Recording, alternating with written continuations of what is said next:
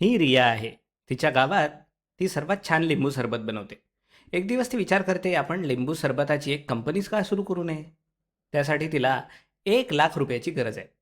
पण तिच्याकडे एकटीकडे एवढे पैसे नाही आहेत. मग हार मानण्याऐवजी ती तिच्या मित्रांकडे, नातेवाईकांकडे आणि शेजाऱ्यांकडे जाते आणि तिच्या व्यवसायात गुंतवणूक करायला सांगते. ती त्यांना होणाऱ्या नफ्यातील वाटा देण्याचं वचन देते. आणि तुम्हाला माहिती आहे, लोक गुंतवणूक करायला तयार होतात. कंपनी सुरू करण्यासाठी जे लोक एकत्र येतात त्यांना आपण प्रवर्तक असं म्हणतो. आणि जेव्हा एखाद्या कंपनीची अधिकृत नोंदणी होते तेव्हा ती लिमिटेड कंपनी किंवा मर्यादित कंपनी बनते. व्यवसाय सुरू करण्यासाठी लागणाऱ्या एकूण पैशांना भांडवल असं म्हणतात. आता रियाला एक गोष्ट समजते, प्रत्येकजण 1,00,000 रुपये गुंतवू शकत नाही. एका व्यक्तीसाठी ही खूप मोठी रक्कम आहे. त्यामुळे ती एक भन्नाट कल्पनेचा विचार करते. आपण या रकमेचे छोटे छोटे आणि समान भाग केले तर, आता एकाच व्यक्तीला सगळे पैसे देण्याऐवजी अनेक लोक छोटी छोटी रक्कम गुंतवू शकतात आणि याच पद्धतीने कंपन्या पैसे उभे करतात. तर रिया 1,00,000 रुपयांचे 1,000 समान भाग करते. प्रत्येक भागाची किंमत 100 रुपये असते.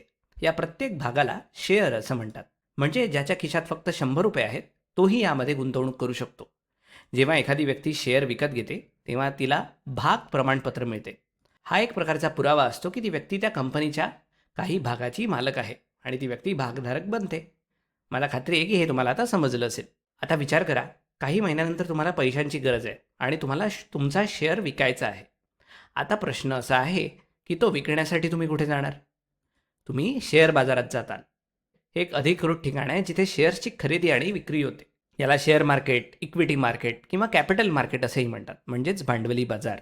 आता तुमच्या स्क्रीनवर हे भाग प्रमाणपत्र पहा किंवा शेअर सर्टिफिकेट. तुम्ही पाहू शकता की त्यावर 100 रुपये छापलेले आहेत. या छापलेल्या किमतीला दर्शनी किंमत असं म्हणतात. आणि लक्षात ठेवा, दर्शनी किंमत ही नेहमी स्थिर असते, ती कधीही बदलत नाही.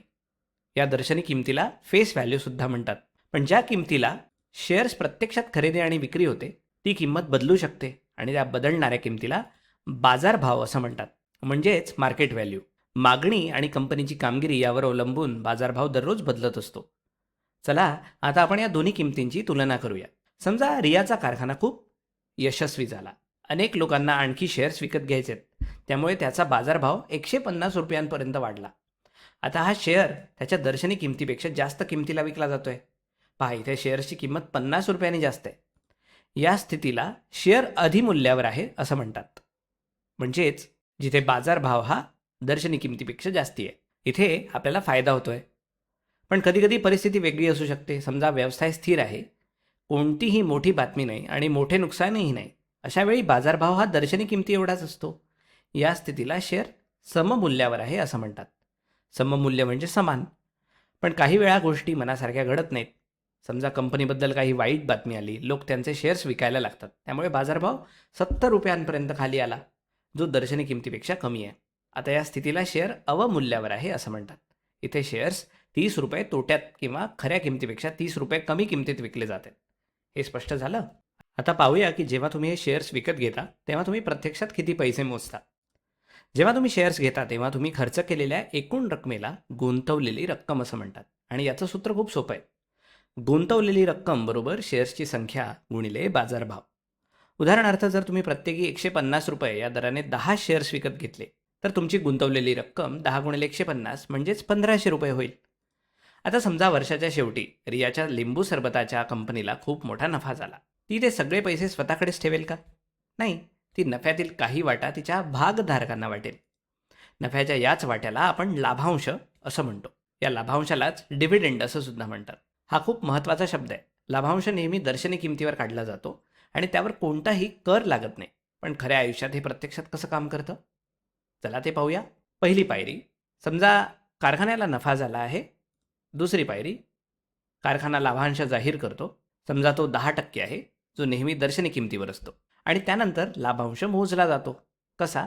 तर दर्शनी किमतीच्या 10% म्हणजेच 10 रुपये. याचाच अर्थ असा की भागधारकांना प्रति शेअर 10 रुपये लाभांश मिळेल. त्यामुळे तुमच्याकडे जेवढे जास्त शेअर्स असतील तेवढा जास्त लाभांश तुम्हाला मिळेल. आता एक छोटासा प्रश्न, मी एका शेअरसाठी 120 रुपये दिले आणि कंपनीने मला 15% लाभांश दिला. आता मला हे जाणून घ्यायचं आहे की मी गुंतवलेल्या या पैशांवर मी प्रत्यक्षात किती कमाई करतोय. यालाच परताव्याचा दर असं म्हणतात आणि हा आणखी एक महत्त्वाचा शब्द आहे जो तुम्हाला तुमची प्रत्यक्ष कमाईची टक्केवारी सांगतो. तो काढण्याचं सूत्र आहे लाभांश भागिले बाजारभाव गुणिले 100. आपण याचं एक उदाहरण घेऊया. इथे श्रेयसने एक शेअर विकत घेतला ज्याची दर्शनी किंमत 100 रुपये, बाजारभाव 120 रुपये आहे आणि लाभांश 15% आहे. आपल्याला इथे परताव्याचा दर काढायचा आहे. आता पहिली पायरी काय असेल? आपण आधी लाभांश काढूया जो दर्शनी किमतीच्या 15% असेल, म्हणजेच तो 15 रुपये येईल. दुसरी पायरी म्हणजे श्रेयसने किती गुंतवणूक केली आहे ते पाहूया. याचा अर्थ त्याने बाजारभाव दिला आहे जो 120 रुपये आहे, ही त्याची गुंतवणूक आहे. तिसरी पायरी म्हणजे परताव्याचा दर काढणे, बरोबर, जो लाभांश भागिले बाजारभाव गुणिले 100 असा असेल, म्हणजेच 12.5%, जो श्रेयसच्या परताव्याचा दर आहे. आणि अशा प्रकारे शेअर बाजार चालतो. कंपन्या शेअर्स विकून पैसे उभे करतात आणि गुंतवणूकदार लाभांश आणि परतावा मिळवतात.